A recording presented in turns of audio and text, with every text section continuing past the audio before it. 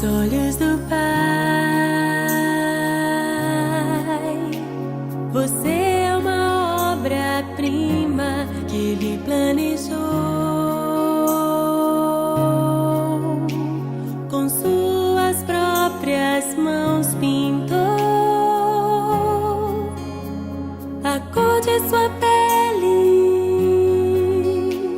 os seus cabelos desenhou, cada detalhe